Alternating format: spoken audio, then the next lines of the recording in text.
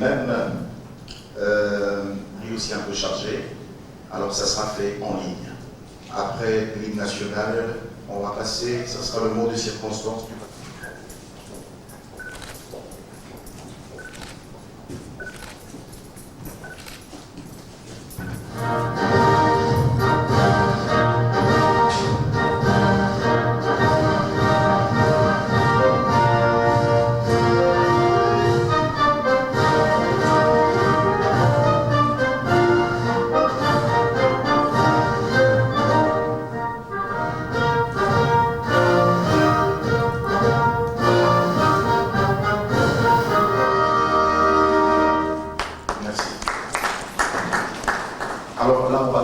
saluer cette initiative louable du confrère Abed Kayembe, avocat de mon barreau et promoteur de l'Académie Abed Kayembe, pour son apport combien immense dans le renforcement de capacité des acteurs de la justice, des étudiants,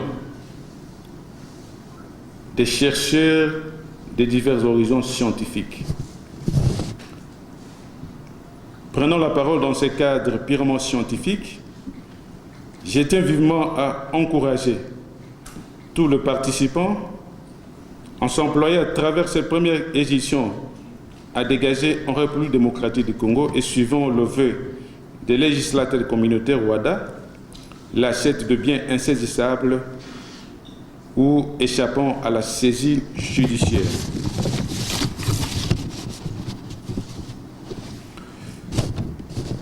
Mais passons fondamentalement sur la préoccupation majeure. J'ose croire que tous les acteurs judiciaires ici présents contribueront bien sûr, sans nul doute, à l'amélioration du climat des affaires en République démocratique du Congo, vœu chèrement exprimé par le chef de l'État, magistrat suprême et garant du bon fonctionnement des institutions de la République.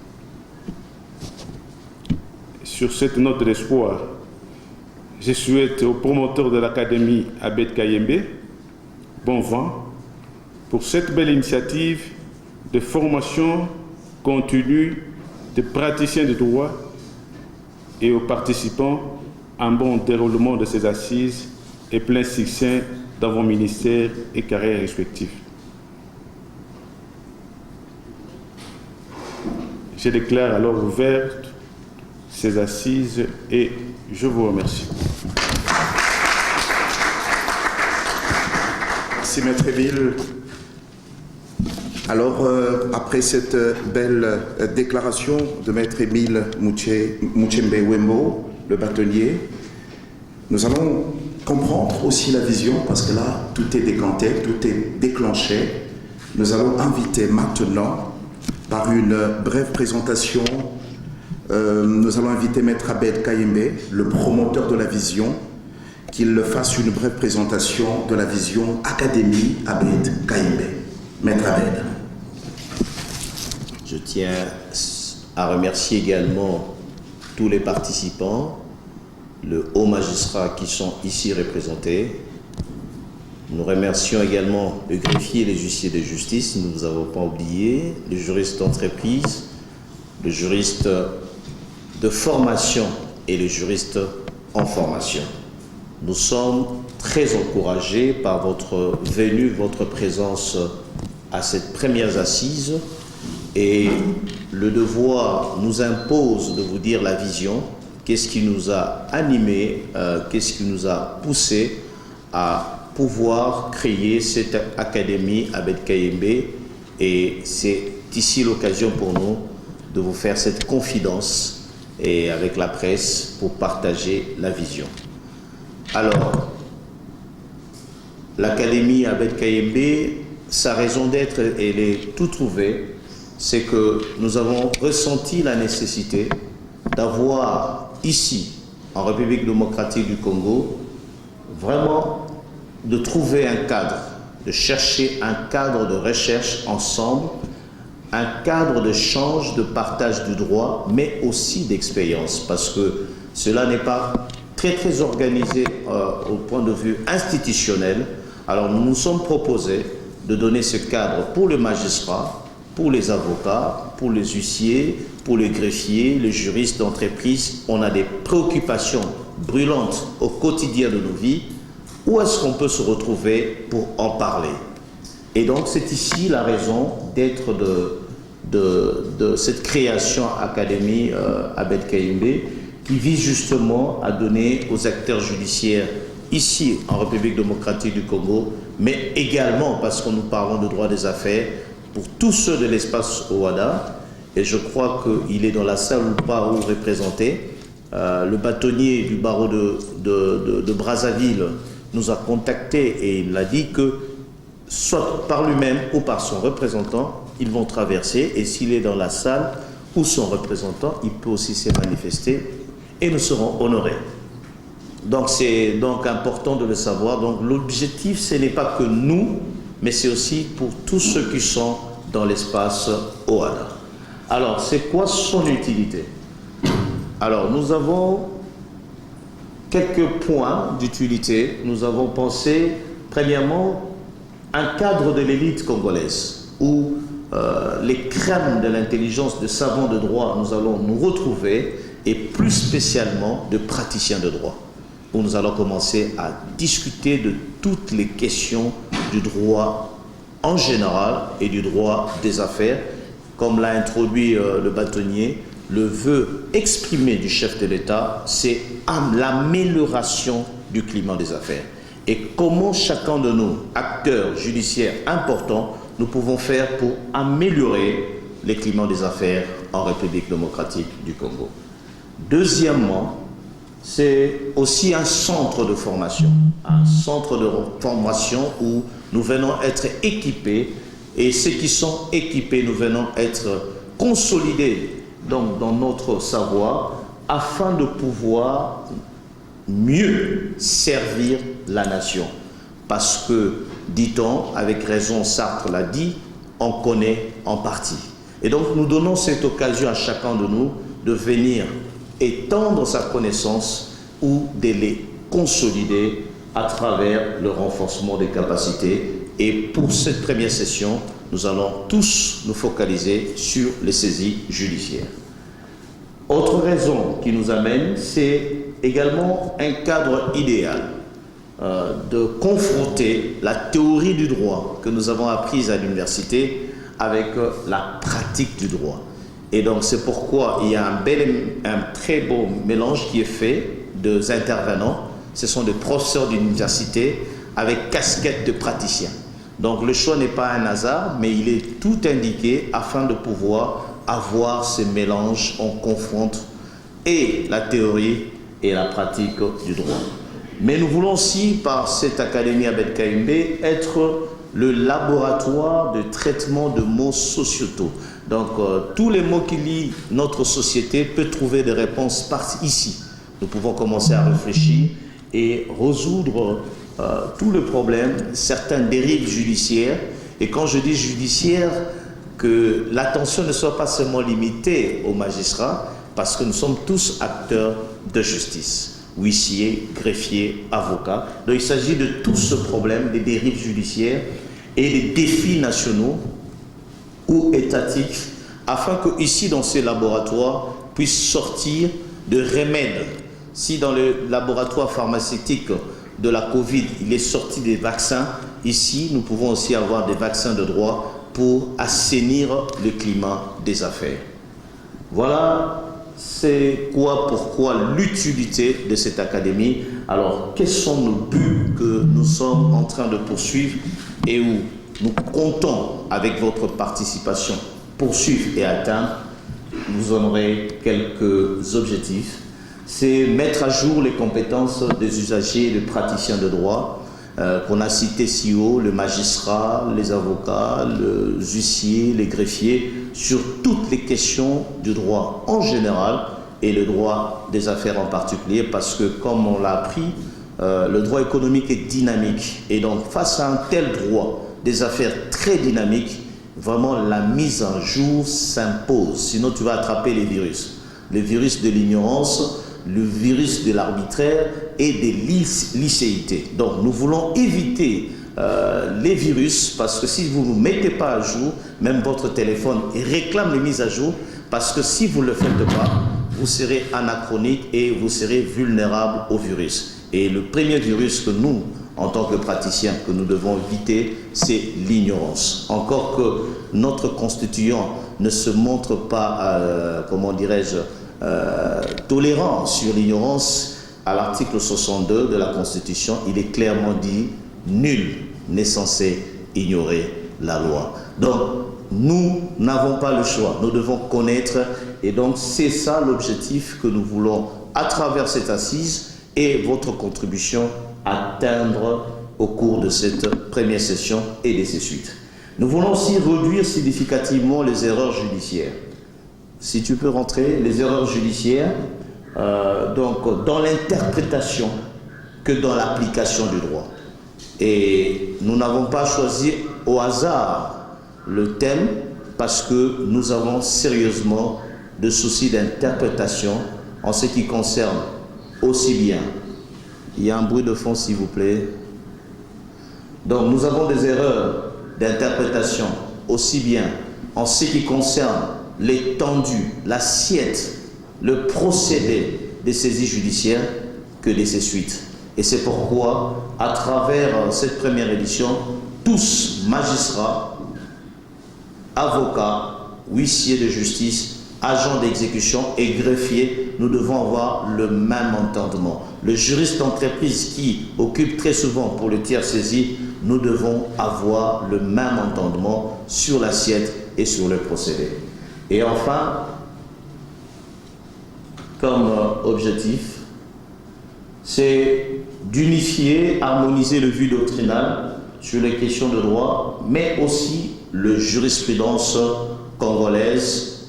Et en général, nous voulons même cibler les jurisprudences de l'espace Ouaga afin de pouvoir servir justement les climats des affaires.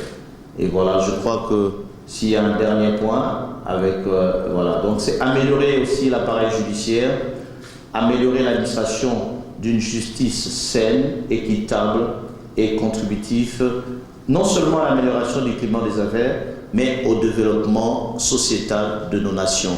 Car, dit-on, le roi Salomon l'a dit, que la justice élève une nation. Donc nous sommes le vecteur du développement. Si nous voulons le développement du Congo, chaque acteur judiciaire ici présent, nous en avons la responsabilité et les clés. Voilà un peu, je crois que en accord avec la technique, c'est pourquoi nous a animé dans notre réflexion de décembre en janvier de lancer l'Académie Abel Kembe. Et je vous remercie vraiment vivement de votre première participation qui est à la fois surprenante et qualitative. Merci et je vous souhaite bienvenue dans votre centre de formation et de renforcement. Merci. Là, comme a dit le promoteur, renforcement de capacité, eh bien, il y a deux choses qu'on doit tous saisir et comprendre.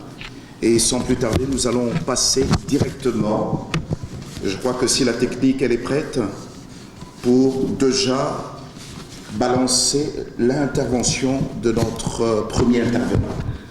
Je tiens avant mon propos à remercier l'Académie Abel Kembe qui nous donne aujourd'hui l'opportunité de donner cette formation. Félicitations pour l'initiative à son initiateur, Maître Abel Kembe. Il nous a été demandé par l'Académie de vous entretenir sur la saisie-vente en droit Ouaga, procédure et incidence juridique et judiciaire en République démocratique du Congo. Les objectifs de cette formation, d'abord l'objectif général est de permettre à chaque participant de pratiquer la saisie-vente en République démocratique du Congo et les objectifs pédagogiques logique de cette formation, c'est de rendre le participant capable d'abord d'opérer une saisie vente en République démocratique du Congo, mais aussi de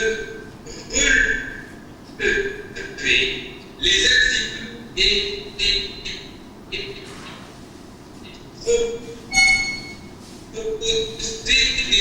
là, en une première partie, nous allons revenir sur les notions et procédures de la saisie-vente et avec les cadres juridiques et conceptuels d'un côté.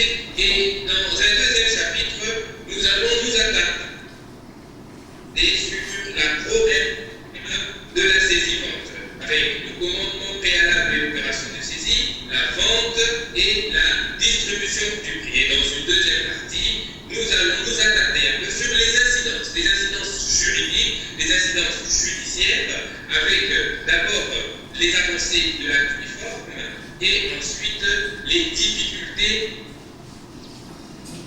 pratiques.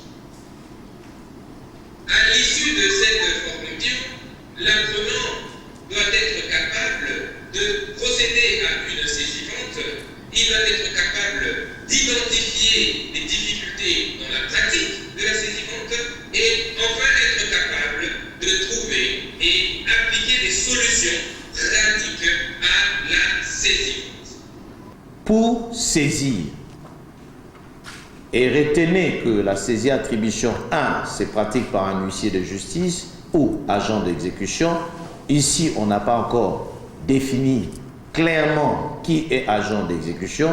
Comme on n'a que l'acception d'huissier de justice, il n'y a qu'un huissier de justice qui peut saisir.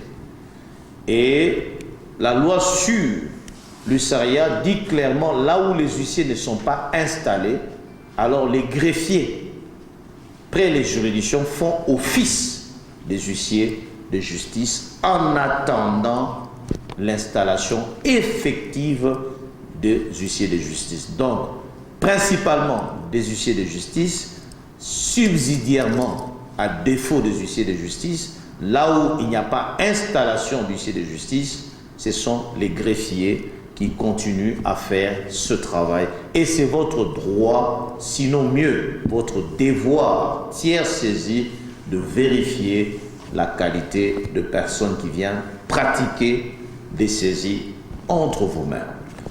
Donc, premièrement, il s'agit d'un acte d'huissier, un acte d'un officier ministériel, un officier de justice qui vient auprès d'un tiers.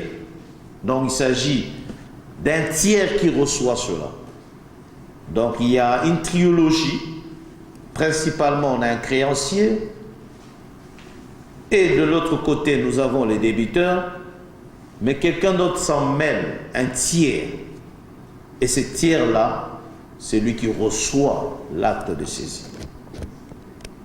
C'est ce qui déclenche la procédure de la saisie-attribution. Alors, lorsque l'huissier vient, on est d'accord que c'est l'huissier qui vient, il ne vient pas seulement avec le PV de saisie. La loi dit, l'article 153, tout créancier muni d'un titre exécutoire constatant une créance certaine, liquide et exigible. Donc, en plus du PV des saisies, on doit joindre un titre exécutoire. C'est très important. Un titre qui est exécutoire. Alors là-dessus, le législateur communautaire n'a pas non plus défini la notion du titre exécutoire, mais il nous en a cité. Il a cité limitativement. Je souligne, cité limitativement. Il n'y a que 5 sortes de titres exécutoires et nous le trouvons à l'article 33 de l'acte uniforme portant procédure simplifiée, voie d'exécution et j'abrège AUV. Donc, on va lire les 5 titres exécutoires. Quand l'huissier vient saisir, il doit être muni de cela pour procéder. Et s'il n'en a pas, vous ne devez même pas recevoir un tel PV. J'entends dire de banques ou de tiers saisis qu'ils sont passifs. Mais la passivité n'est pas la naïveté. La passivité dont parle le législateur ne veut pas dire la naïveté. La passivité veut dire que tu ne fais pas obstruction. Tu dois vérifier la conformité à la loi, la vigilance. En son temps, puisque nous avons exercé comme directeur de banque d'une place, je ne recevais pas un huissier qui n'a pas un titre exécutoire. Et s'il insistait, j'ai menacé les gardiens de le faire arrêter en procédure de flagrance. Parce que ce n'est pas sérieux. Nous sommes tous assermentés, nous avons juré de respecter la loi. Mais voici un assermenté qui vient sans titre exécutoire. Il doit me donner le titre exécutoire. Parce que la suite, quand on verra les effets, mais c'est des graves conséquences. La saisie-attribution est très dangereuse. Ça a des effets terribles. Et on le verra par la suite. Des effets terribles. Alors, donc, je prends mes responsabilités de tiers saisie, oui, mais je dois vérifier toutes les conditions de l'article 153. Est-ce que tu es huissier? Prouve-moi que tu es huissier.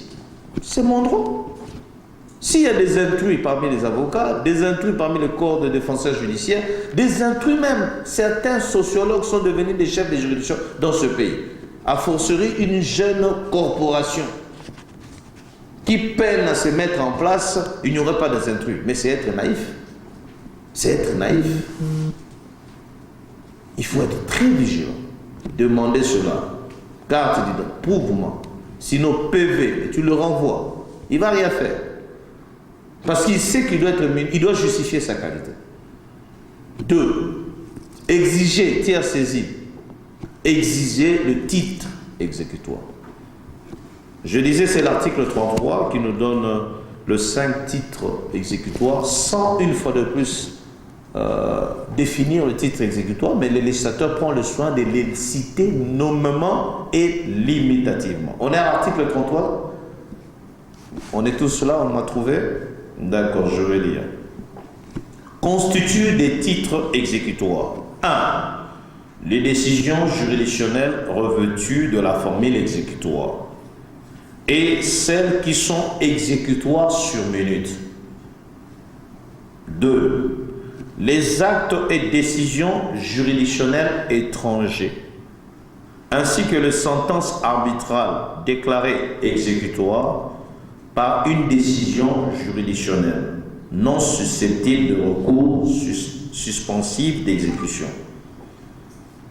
de l'État dans lequel ce titre est invoqué. 3. Le PV de conciliation signé par le juge et le parti. Là, nous voyons les conciliations qui peuvent se faire soit dans la procédure d'injonction de payer ou soit devant l'inspecteur du travail. Vous voyez, ces PV-là sont des titres exécutoires. 4. Les actes notariés revêtus de la formule exécutoire. 5. Les décisions, là on a laissé une large ouverture, les décisions auxquelles la loi nationale de chaque État partie attache les effets d'une décision judiciaire. Alors on va passer en revue le titre exécutoire parce qu'il faut le connaître et bien le connaître. Donc on a parlé, pour rappel, premièrement, huissier de justice doit justifier sa qualité. Deuxièmement, on doit être en présence d'un titre effectif exécutoire. Et maintenant, on va analyser c'est quoi ce titre exécutoire. Le législateur nous dit que décision juridictionnelle revêtue de la formule exécutoire et celles qui sont exécutoires sur minute. Je vais poser la question, on est praticien, donc on va interagir. Lorsque vous êtes avec... C'est quoi une formule exécutoire? Mais je vais poser la question, oui. Le micro, on peut m'aider avec le micro? D'accord, c'est bon. C'est justement une phrase écrit au début du jugement, nous, Félix Antoine Tshisekedi Tshilombo, président de la République démocratique du Congo, mandant le procureur, et ainsi de suite. ouais. D'accord. C'est cela la formule exécutoire. D'aucuns sont choqués par moment, mais le législateur a dit constituent des titres exécutoires des décisions juridictionnelles revêtues de la formule exécutoire. Il ne s'est pas seulement dit, de l'autre côté, on dit et celles qui sont exécutoires sur minute. Tout ça, c'est des titres exécutoires. Donc, si vous vous retrouvez en présence d'un jugement, d'une ordonnance avec à clause exécutoire sur minute, clause exécutoire nonobstant tout recours, mais si vous vous retrouvez aussi avec une décision de justice où on a mis mandant, tout ça, chef de l'État, Félix, ça devient aussi un titre exécutoire. Même s'il n'y a pas à l'intérieur la clause exécutoire. C'est pourquoi je dis que déjà l'attention de nos greffiers, ils doivent logiquement envoyer dans l'esprit du législateur OHADA, il ne connaît pas tous les systèmes judiciaires malheureusement, il n'imagine pas qu'on puisse apposer la formule exécutoire sur une décision de justice qui n'a pas une clause exécutoire. En fait, il va dans cet esprit. Mais il y a une brèche maintenant. Dans les dérives judiciaires, les brefs, c'est que, comme on a le mandat, même s'il n'y a pas clause exécutoire, j'exécute. J'exécute. Ça, c'est la brèche des dérives judiciaires. Mais lorsqu'il lui fait cela, dans son esprit, le législateur n'imagine pas que le greffe puisse mettre mandat exécutoire lorsque le juge ne l'a pas dit. Mais vous verrez quand on veut même nous délivrer une copie ou la grosse, ils mettent toujours cette mention. Chers greffiers, arrêtez. Vous n'êtes pas en train de contribuer au climat des affaires. Arrêtez. Surtout les chefs des juridictions, arrêtez cette pratique. La volonté, et après cela, ensemble, nous allons faire des recommandations et des pétitions pour qu'on améliore la justice. Parce que lorsqu'ils nous délivrent une décision de justice, sans clause exécutoire, oui, mais avec la formule exécutoire, j'exécute. J'exécute. Je vais exécuter. Parce qu'il dit déjà, nous, chefs de l'État, mandons tout ça. Et si l'on sait la Constitution, en son article 149, alinéa 3-4, dit que la justice est rendue au nom du peuple, et les décisions, c'est-à-dire on cite les arrêts, le jugement, les ordonnances, sont exécutées au nom du chef de l'État. Donc on est en phase d'exécution. Quand ils mettent cette mention, c'est pour faire quoi? Pour exécuter. Quand ils mettent déjà cette mention, c'est pour être exécuté. On ne peut plus reculer. Et on déclenche les saisies exécutoires. Donc, une des choses qu'on va écrire à l'attention du greffier des chefs des juridictions, et ici présent, le procureur général dans ce ressort est ici représenté, que nous saluons du reste, donc c'est de donner justement au greffier instruction de ne pas poser ces genres d'apposition. C'est dangereux, car ça expose les créances, les débiteurs poursuivis à une saisie attribution. Dès lors que j'ai ça, même si on n'a pas mis, j'ai saisi. Et personne ne va me poursuivre, je vais me fonder sur la loi. Mais dans le contexte du législateur, il ne connaît pas le fonctionnement d'organisation judiciaire de chaque État. C'est pourquoi, en lingala, pour la bateau français,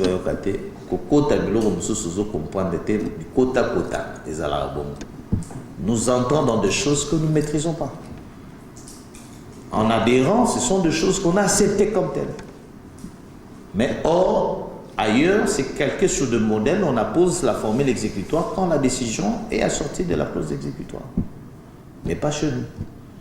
Et donc, c'est dangereux et c'est la première dérive qu'on devra à la suite corriger pour que ça ne se passe pas comme ça si on veut améliorer le climat des affaires. Deuxièmement, il s'agit des actes et des décisions juridictionnelles étrangers ainsi que les sentences arbitrales déclarées exécutoires par une décision juridictionnelle non susceptible de recours suspensif d'exécution de l'État dans lequel ce titre est invoqué. Nous voyons clairement que lorsque vous avez une décision au Congo-Brazza ou ailleurs, vous pouvez le faire exécuter ici, pour autant que les juridictions de Kinshasa aient donné, revêtir ces décisions qu'on appelle exéquaturées, donc pour autant qu'on ait exéquaturé ces décisions, et donc ça donne maintenant la force d'être exécuté sur le sol congolais. Donc pour les décisions de justice exéquaturées, pour les sentences arbitrales également exéquaturées, ils peuvent sur le sol congolais recevoir la qualité de titre exécutoire et donc être exécutable. Donc comme le mot le dit, titre exécutoire, c'est un titre qu'on doit exécuter. Troisièmement, nous avons le PV de conciliation que nous avons déjà illustré, on passe. Quatrièmement, c'est les actes notariels revêtus de la formule exécutoire. Alors, là encore se pose un problème. Est-ce qu'il s'agit d'un acte notarié unilatéral qu'on peut demander la formule exécutoire ou un acte bilatéral? Et comment faire cela? Nous avons été consultés fortuitement sur cette question. Alors, voilà notre position doctrinale. Ce n'est pas parole d'évangile, mais nous pensons être dans la doctrine. Donc, lorsqu'on est en présence d'un acte notarié, il doit être bilatéral. Il doit lier un créancier à un débiteur.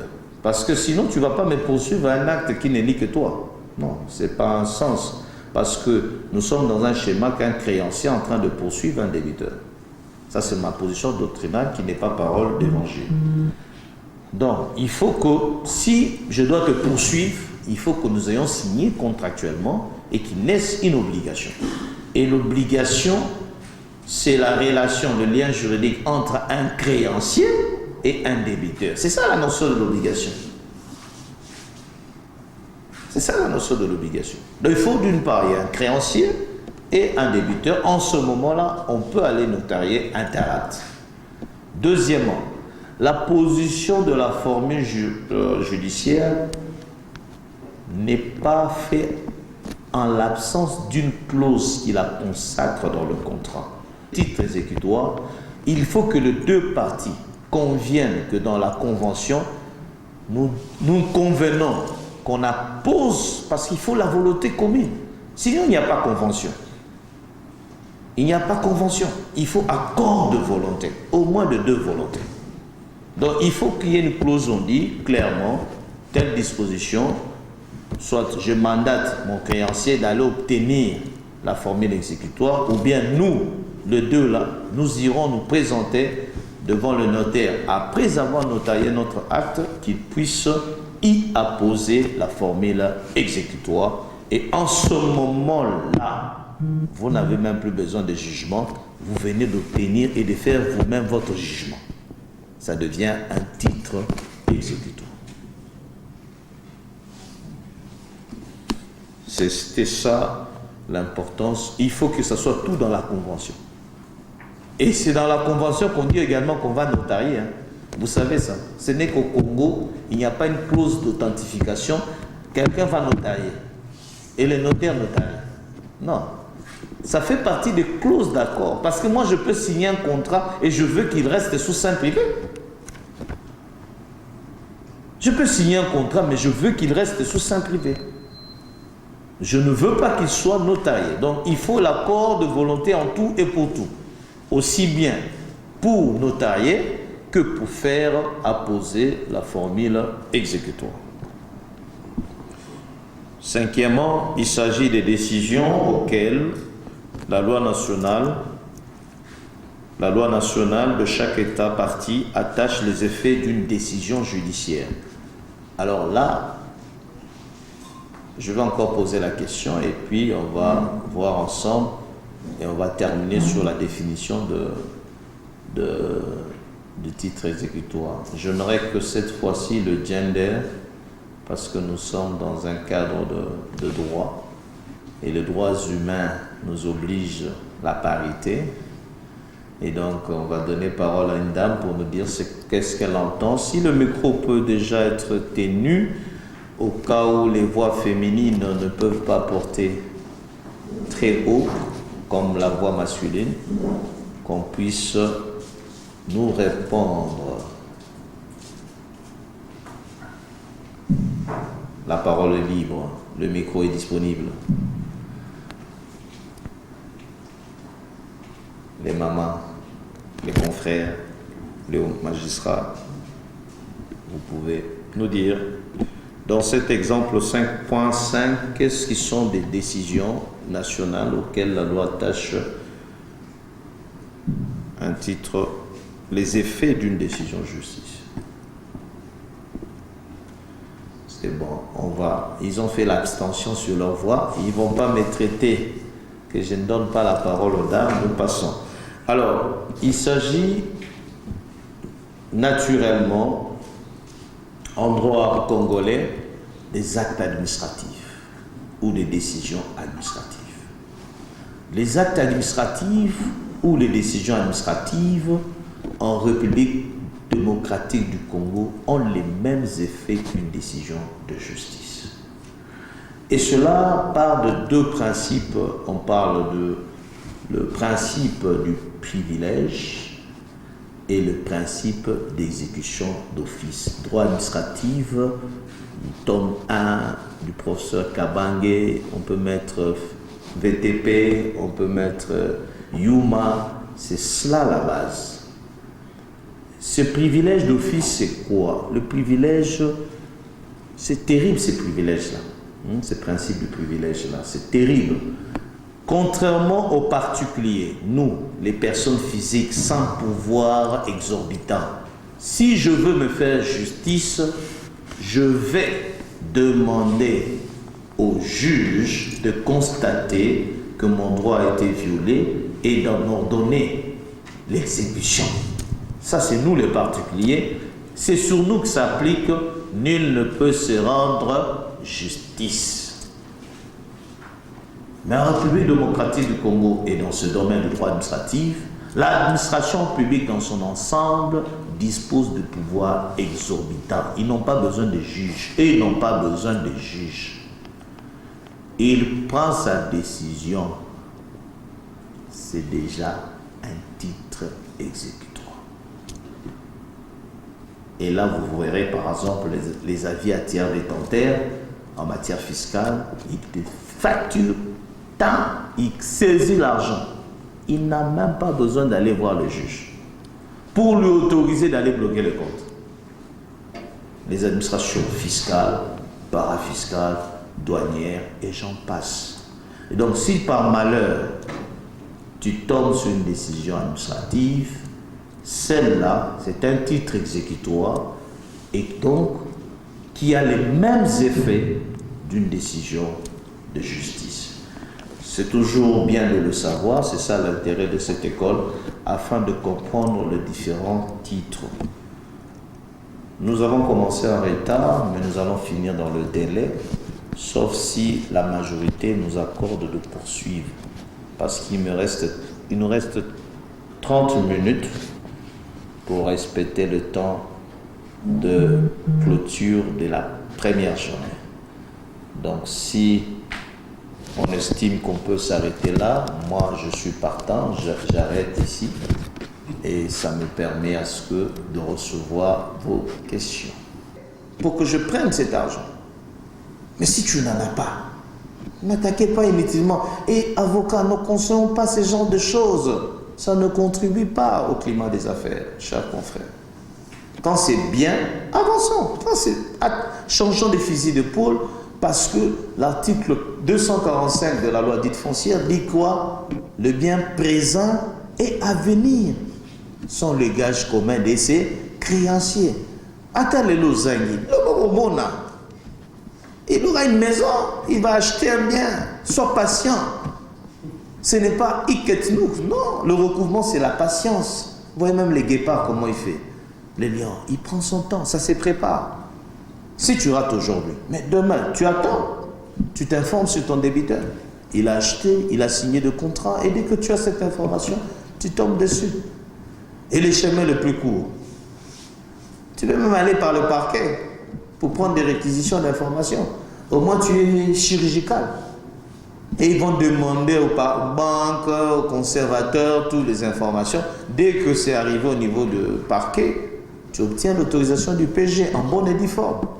Tu lèves copie, tu as les armes sûres et tu conseilles utilement ton créancier, ton client, à les saisir là où il y a des avoirs. Sinon, nous sommes en train de détruire les climats des affaires et de faire honte parce que nous venons du Sénégal dans le cadre de l'Union internationale des avocats. Vraiment, je vous dis, on a eu très honte parce qu'il y a des pratiques qui ne se font qu'ici.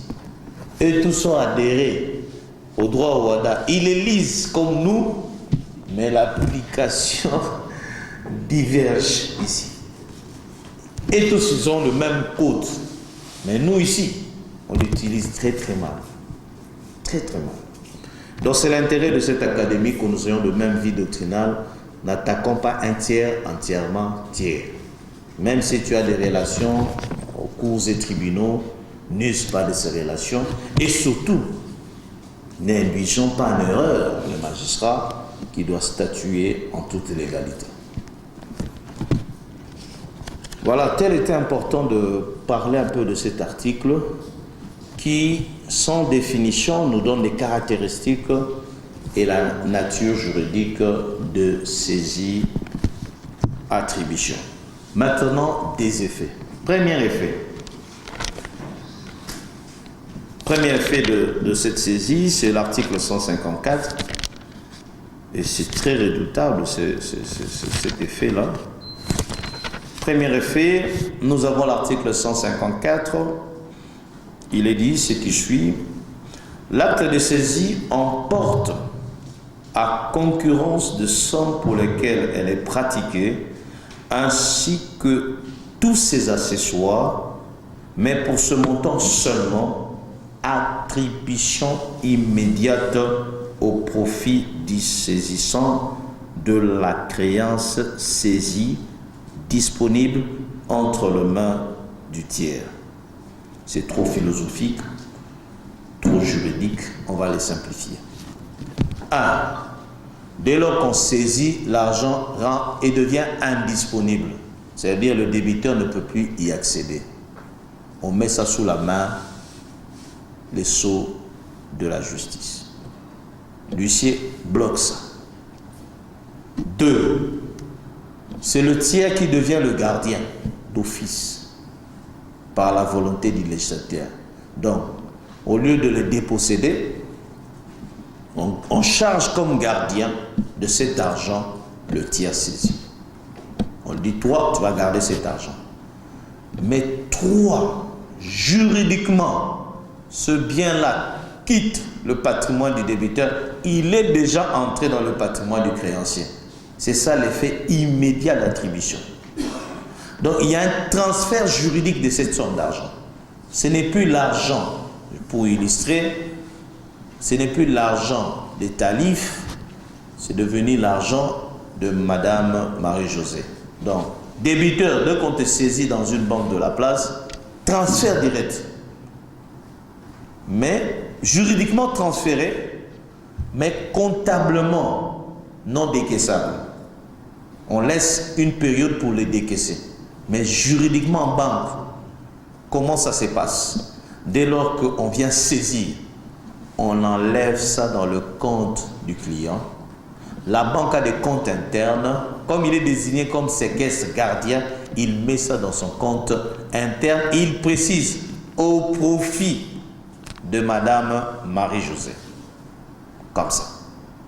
Donc c'est l'argent gardé, pas pour les débiteurs. On met déjà au profit. Donc, ça quittait déjà ton patrimoine et on doit enlever l'argent dans ton compte. de sommes qu'on a saisies. Alors, il y a une quatrième, c'est la somme saisie à due concurrence. Et c'est ce qui est bien. Surtout, je vais prendre l'illustration de compte bancaire. Si j'ai 100 000 et que le titre est de 10 000, on va saisir combien? On va saisir, et les 90 000, on en fait quoi? On peut s'en servir. Est-ce que si le créancier commence à utiliser son compte, vous allez dire que non, il y a détournement, il y a soustraction? Retenez, la saisie ne porte pas sur un compte. La saisie porte sur les sommes d'argent. À l'époque, en banque, on avait besoin de demander l'autorisation des cantonnements. Non, ici, automatiquement, le législateur dit que c'est à due concurrence. Donc, ça ne prend pas pour tout le reste. Et le compte peut fonctionner librement. Et lorsque vous entendez un tel prétexte d'un banquier, non, on a saisi ton compte, tu ne peux pas accéder à ton argent, dis-lui, c'est foutaise. Donne-moi mon argent, je vais fonctionner. Les saisies d'un temps frappaient les comptes, mais les saisies d'aujourd'hui, c'est à due concurrence. On ne prend que l'argent. Et ce n'est pas le compte, c'est les sommes d'argent.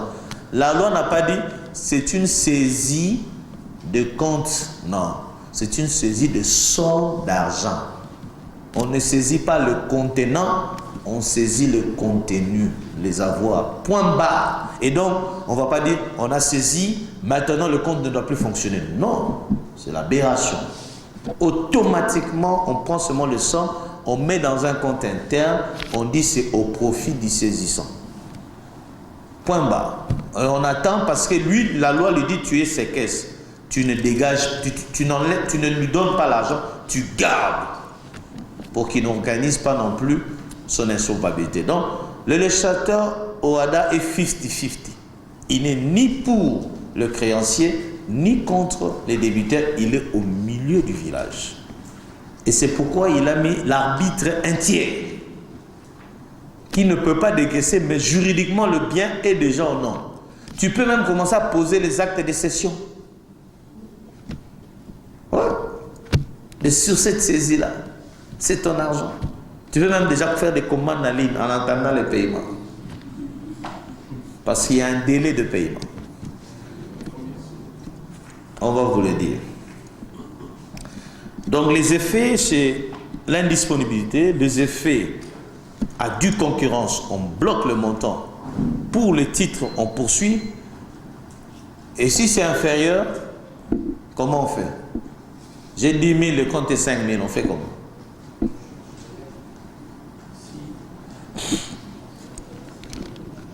Oui. On peut rien faire parce que le montant est inférieur. Oui. Le montant là reste, demeure saisi. Oui. Et le compte? Le compte fonctionne ou ne fonctionne pas? Oui, le compte peut fonctionner. Hein? Le compte peut fonctionner. Parce qu'il peut y avoir des dépôts dans le compte. Il peut y avoir des dépôts. Oui. C'est ce montant-là, justement, qui peut être. Et si par la suite, il y a 20 000 qui tombent maintenant, il fait comment? Les banquiers. Oui. Oui, nous estimons que tant qu'il n'y a pas eu de paiement total, les comptes ne peuvent pas fonctionner dans le sens des retraits. C'est seulement les entrées et pas les sorties. Là, les comptes sont à un moment bloqués. Les comptes sont à un moment bloqués. On va prendre notre voie derrière.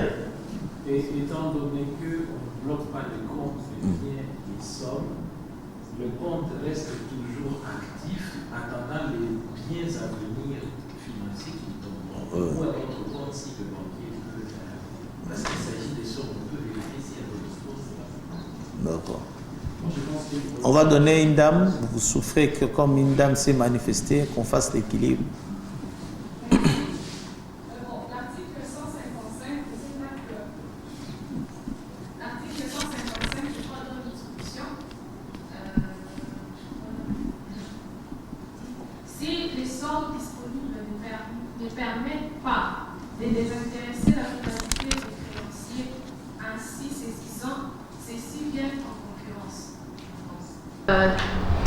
dans son patrimoine. S'il a d'autres biens, le mettre en vente et se faire payer.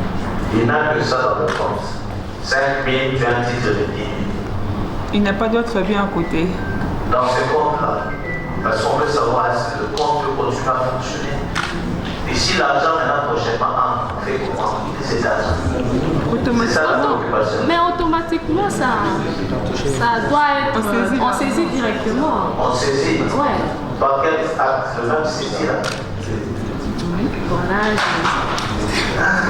Ça passe au niveau de la banque, parce que c'est vrai que le compte est bloqué, mais il y a des fois où les débiteurs lui-même demandent à la banque que son compte ne soit pas alimenté, par peur qu'on puisse encore prendre l'argent. Au fait, moi je pense qu'à ce niveau-là, comme vous l'aviez dit, c'est le montant qu'on peut percevoir aujourd'hui, même demain. Donc il peut attendre toujours avoir son argent. Je pense que c'est ça, qui s'est effectué sur un montant de 5 000 $ américains. Alors, vous avez... Qui s'est pratique pour être en actualité le 8 février, on a saisi, on a déclaré. Oui. À mon avis, le compte va continuer à fonctionner. Pour preuve, vous avez dit que si jamais il y a un dépôt de 20 000 $, le banquier va prendre le dépôt. Mais sauf que le 20 000 $ qui entre ne feront pas l'objet de cette saisie-là. Il faut qu'il y ait une nouvelle saisie. Parce que la saisie a été faite sur un montant de 5 000 $. Le 20 000 qui entre, je pense à mon avis que le propriétaire du compte peut utiliser ces 20 000 comme il veut. Quitte au créancier, n'est-ce pas, de pouvoir refaire une deuxième saisie, sachant, à supposer qu'il a l'information qu'il y a 20 000 qui sont tombés, là il peut refaire une deuxième saisie. Moi je crois que c'est comme cela que nous devons appréhender cette question-là. On va prendre... Tous les 5 000 $ seront saisis. Mais l'acte porte sur 10 000 $. Donc, lorsque 20 000 $, mais le compte n'est pas saisi, c'est juste la somme de 5 000 $. Lorsque 20 000 $ viendra, puisqu'il y a un acte qui porte sur 10 000 $, on va retrancher sur les 5 000 $, sur les 20 000 $ entrant, 5 000 pour que ça fasse 10 000 $. Donc, on n'aura pas besoin d'un autre acte, parce que l'acte qui est là porte sur 10 000 $, alors qu'on avait préalablement saisi que 5 000 $. C'est la photo finie. Le jour qu'on vient saisir, c'est tout. Si on a pris 5 000, ce n'est que 5 000. Même si 100 000 vient, cher ami, ce n'est pas au banquier de pouvoir prendre encore ajouter. Il va faire ça sur base de quels actes? Parce qu'imagine-toi, vous donnez le 8, les 10, l'argent entre. Un dépôt, je précise la nature, on dépose en cause 100 000. Ça ne concerne pas. Ça ne concerne pas. Il va utiliser ces 100 000 jusqu'à fond. Et si un banquier ose faire ça, c'est grave. Donc, tu le poursuis pénalement et civilement. Mais quand est-ce qu'un banquier procède de la sorte? Nous avons la réponse à l'article 161. On va voir quand est-ce que ces gymnastiques des rétroactivités préjudiciable ou favorable aux créanciers saisis, c'est l'article 161 donne. C'est dangereux pour les saisissants et aussi pour les débiteurs. C'est 161. On a trouvé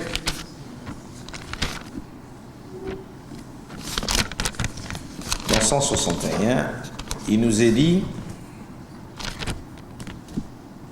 lorsque la saisie est pratiquée entre les mains d'un établissement bancaire ou d'un établissement financier assimilé. J'aimerais m'arrêter déjà là. Il s'agit, cette application d'exception ne concerne pas tous les tiers saisis. L'effet rétroactif ne concerne pas tous les tiers saisis.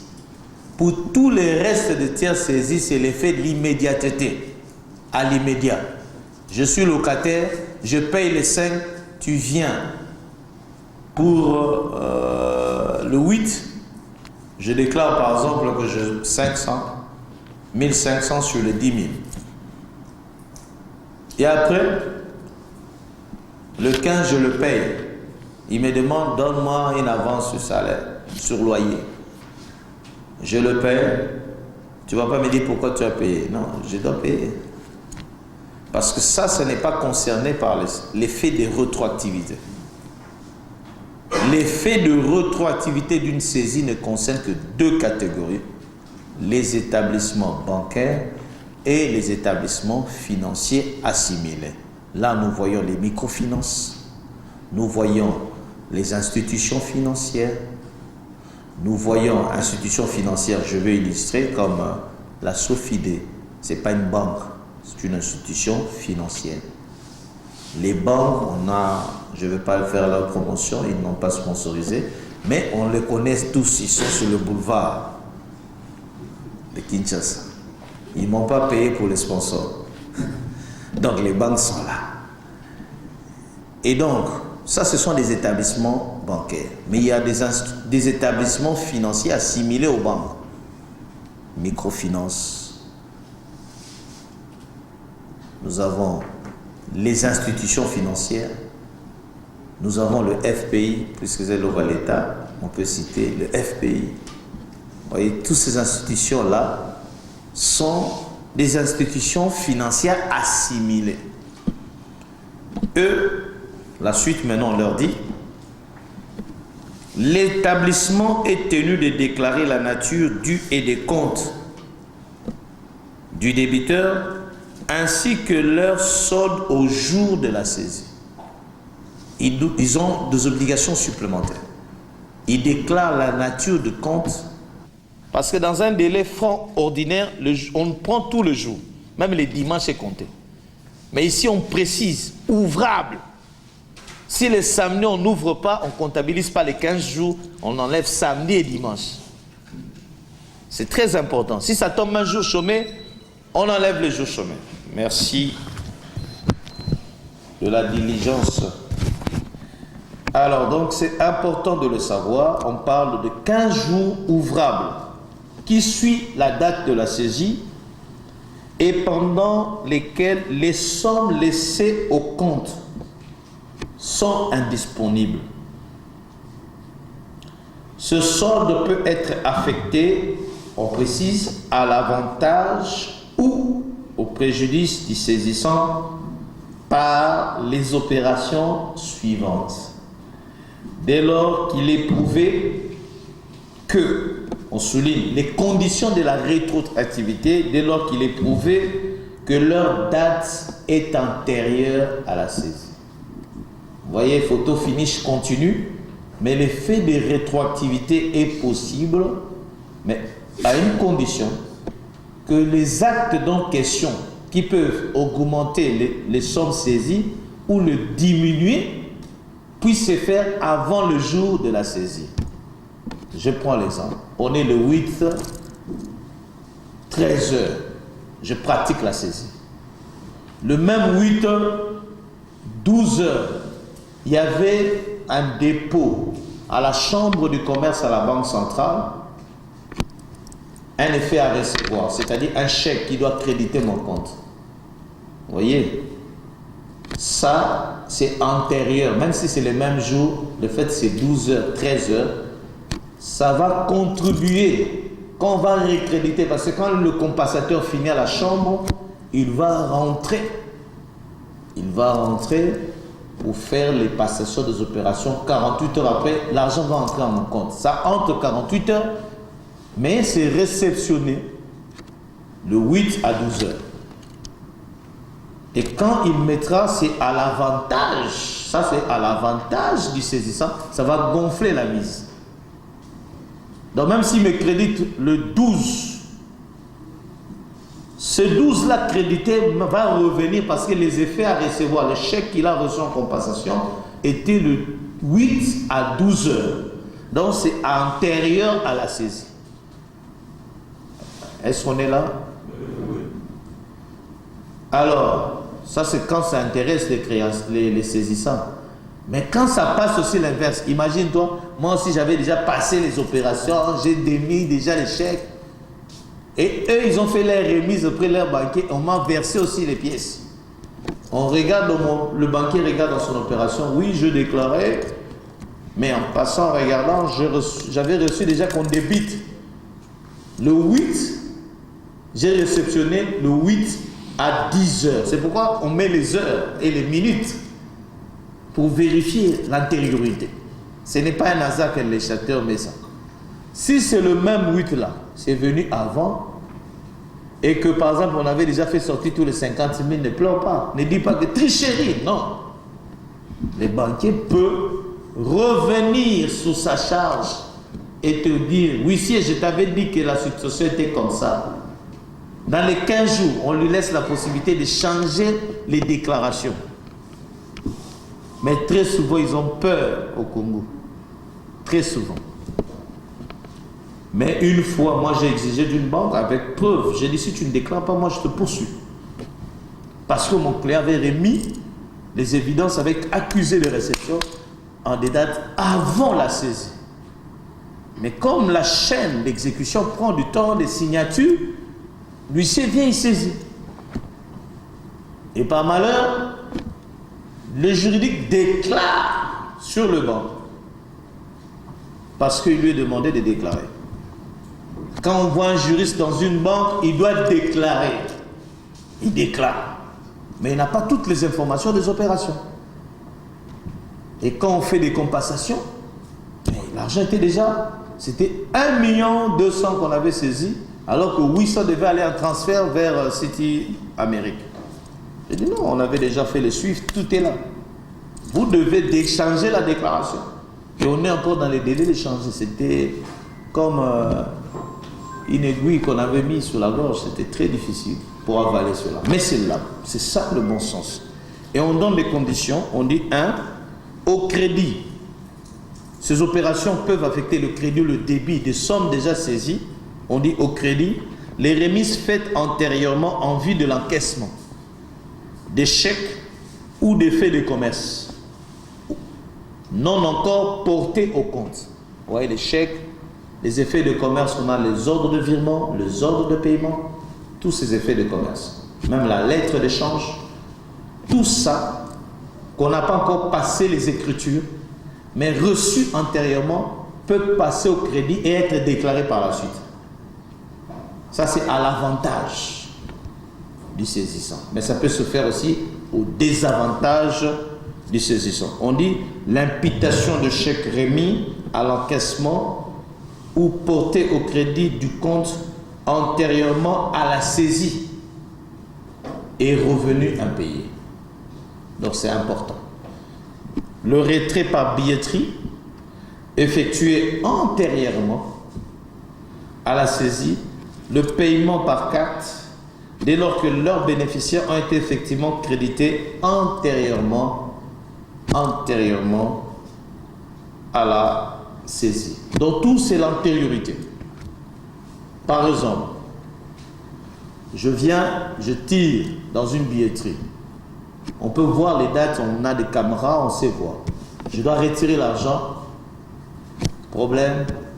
Tiens, il n'y a pas de liquidité. Ou système, mais on voit quand même tu n'arrives pas à faire sortir. Mais je fais les billetteries. Et on peut enregistrer ces opérations-là. Parce que logiquement, on considère que s'il n'y avait pas ce dysfonctionnement du système ou qu'il y avait des provisions, l'argent serait débité. L'argent serait saucé avant de le saisir. Et donc, moi, je peux rentrer auprès de mon banquier disant que non, du fait du système dysfonctionnel, regardez, tirez, vous verrez parce que j'avais fait l'opération. Parce que même quand l'argent ne sort pas, ça débite d'abord et puis ça vous retourne. Je ne sais pas ceux qui utilisent les SMS banking, vous pouvez voir cette opération. Vous voyez d'abord, on vous prend l'argent, c'est passé, mais comme il n'y a pas de cash, on te retourne cet argent. Le titre, le chapitre 2, on parle du chapitre 2, paiement par le tiers saisi. Le tiers saisi procède au paiement sur présentation d'un certificat du greffe attestant qu'aucune contestation n'a été formée dans le mois suivant la dénonciation de la saisie ou sur présentation de la décision exécutoire de la juridiction rejetant la contestation. Ou, on n'a pas dit et. C'est coordination de disjonction. Le paiement peut également avoir lieu avant l'expiration du délai d'un mois de contestation si le débiteur a déclaré par écrit, n'est pas contesté la saisie. Je sais que dans la pratique, tu ne le feras pas, mais en termes de doctrine, c'est la bonne doctrine. Mais malheureusement, dans la pratique, ce n'est pas le cas. Dès lors qu'on a rejeté la contestation et que cette décision est exécutable. Plus grave, le juge qui rejette la contestation a tendance fâcheuse, sans motivation, de dire toujours sa décision exécutoire. Parce qu'il sait qu'il y aura un fait et tout. Donc, on y va là, dans une incompétence, mais avec des clauses exécutoires de rejet de cette contestation, ça n'améliore pas le climat des affaires. Donc, la logique voudrait, même si on a rejeté les contestations, qu'il y ait aussi expiration du délai de 30 jours. Parce qu'il peut revenir. Et cette fois-ci, saisir le bon juge qui doit y statuer. Et pour les banques, et pour les... ça devient compliqué. Parce qu'on a dit que c'est pourquoi l'Académie doit avoir la même vision de ce droit des affaires pour en assurer le bon climat. Sinon, le plus habile, il a le rejet. Il se limite là. On n'a pas dit le motif de rejet. Je rejette la contestation, il décline la compétence. On n'a pas dit les motifs de ce rejet. On dit ou, dans le cas, on rejette la contestation avec clause exécutoire, décision exécutoire, on exécute. Tu peux venir avec un moyen de défaut de qualité, mais on est encore dans le délai. Celui qui a qualité, il vient. Maintenant, pour rester en justice. Et drôlement, le juge motive après avoir rejeté la demande, en mettant toujours la clause exécutoire. Et pire encore, je vois dans certaines circonstances, ça ce n'est que mon point de vue des doctrinaires, dans une action en irrécevabilité, les juges confirment la saisie. Comment tu peux confirmer une action que tu as déclarée irrécevable? Vraiment. Irrécevable, mais confirme la saisie et ordonne les dégâts. Ah non. Ça, tu as abordé le fond. Tu as abordé le fond. Il fallait recevoir mon fond. Ce sont des mal jugés, manifestement mal jugés. Si on rejette une action, on ne peut pas aborder le fond. J'ai dit irrécevable. Mais c'est irrécevable, je n'entre pas dans le fond. C'est un péremptoire de forme, je n'aborde pas le fond. Maintenant, si je veux recevoir, alors j'entre au fond. Parce que le fond, c'est même la motivation de la clause exécutoire. C'est une question de fond. Parce que l'article 172 oblige le juge de motiver en matière de contestation. Mais c'est un moyen de fond. La postulation de la clause exécutoire, c'est un moyen de fond. Parce qu'il faut justifier que tu es dans les conditions des articles 170 et 171. C'est un moyen de fond. Mais les juges congolais, ils déclarent irrécevable, mais ils statuent au fond. C'est pas bon. Si c'était par ignorance, nous espérons à travers cette première édition que la lumière viendra et que nos palais seront éclairés par une bonne justice. Donc quand on déclare une action recevable, on n'aborde jamais le fond. Quand on déclare une action irrécevable, on n'aborde pas le fond. Même si vous mettez irrécevable pour défaut de qualité, n'abordez jamais le fond. Voilà, telle était un peu l'économie. Je vous remercie de l'intérêt que vous avez manifesté, de vos questions que vous avez posées. Et je crois que s'il n'y a plus rien, personne n'a plus de préoccupation.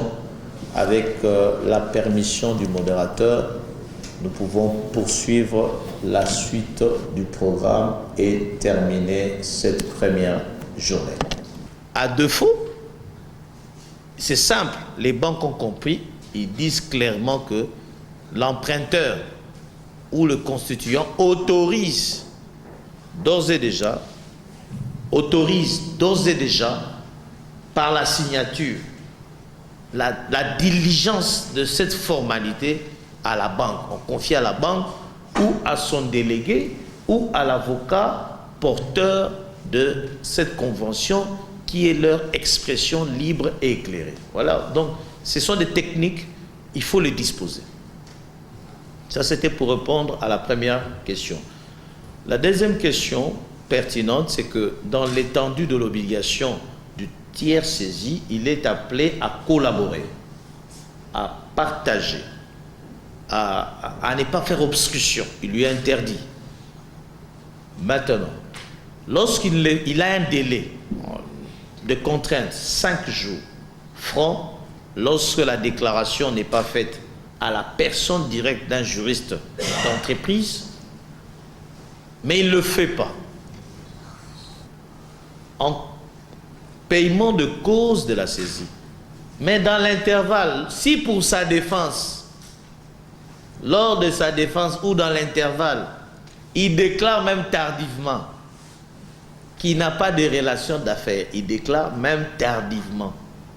La jurisprudence CCJA en la matière dit que celui-là n'est plus tiers saisi.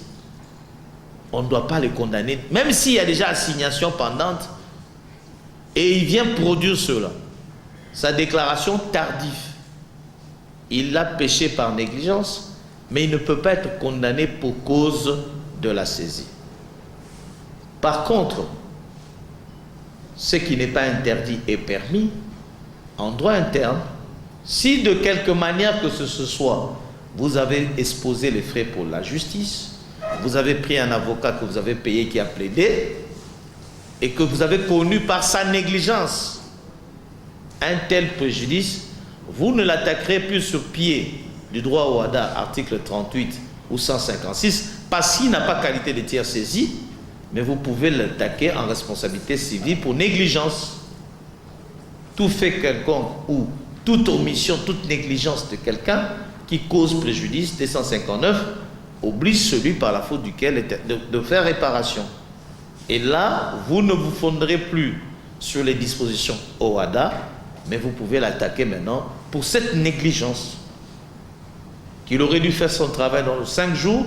S'il avait fait, vous n'aurez ni initié d'action, ni payé les honoraires des avocats, mais vous-même, vous savez, si vous payez 1 000 $ à l'avocat et qu'il faut faire une action, ça risque de vous engloutir. Donc, économiquement, c'est budgétivore. Donc, les législateurs OHADA ou la CCJA en la matière ont tranché que même un tiers négligent, on ne peut pas le condamner de cause de la saisie. C'est quoi le cause de la saisie? Et c'est peut-être là qu'on va chuter. C'est que si j'ai un titre d'1 million, je vous poursuis pour 1 million, plus dommages et intérêts. C'est ça les dangers de cause de la saisie. J'ai un titre de 50 millions, c'est toi qui vas me payer ces 50 millions, plus de dommages et intérêts. Et c'est pourquoi, dans l'esprit aussi de préserver les climats des affaires, le législateur ne veut pas qu'on fasse la chasse aux sorciers à tout tiers. Si tu es seulement tiers, on t'attaque. Non. Il doit s'agir seulement du seul tiers qui a des avoirs.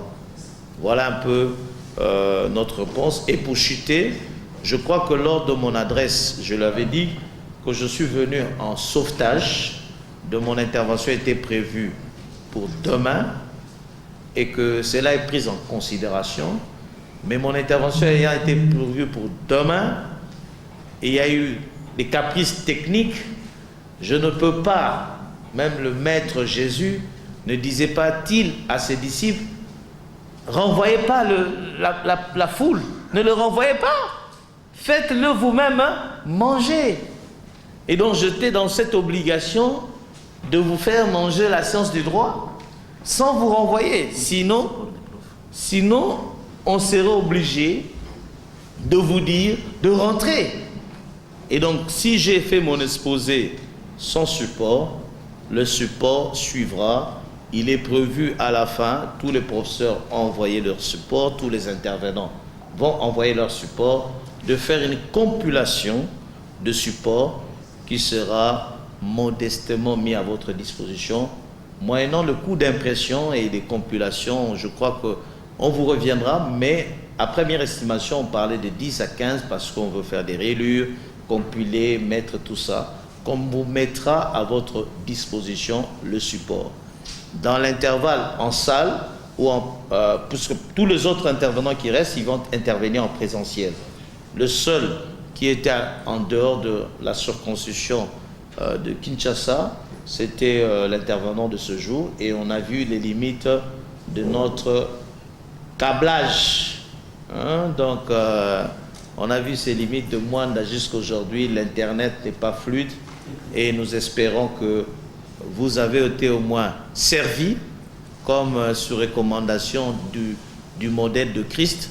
Nous vous avons renvoyé sans vous donner de quoi avoir quelque chose sur la science. Pour le reste, on va continuer dans le couloir et dans le palais. Et ceux qui sont plus patients, ils vont attendre jusqu'à la dernière intervention, et on mettra tous les supports à partir de vendredi. L'amélioration du système judiciaire. Nous avons tantôt démontré ici que le fait pour le greffe de délivrer déjà des formules exécutoires sur les actes notariaux, c'était déjà une entorse légale et procédurale, mais c'est récurrent. Le fait pour eux également, dans une décision non assortie de clauses exécutoires, d'y apposer la formule exécutoire, c'est déjà des entraves.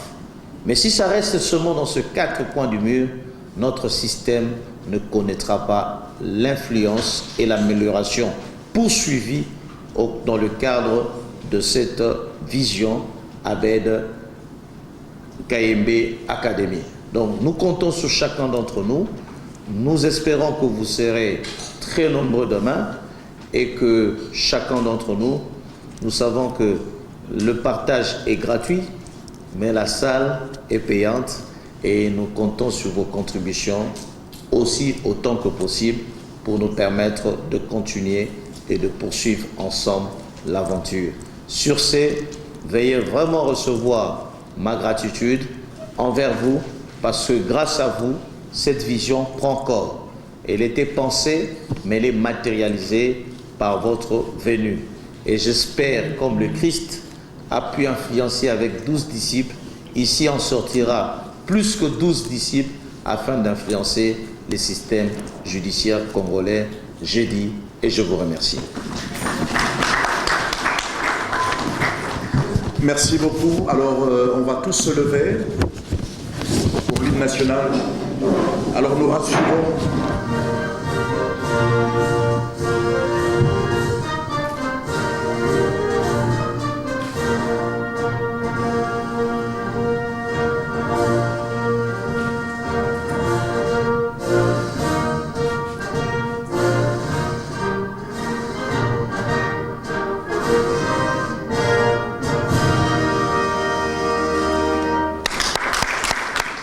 Voilà, j'ai dit merci à tout le monde.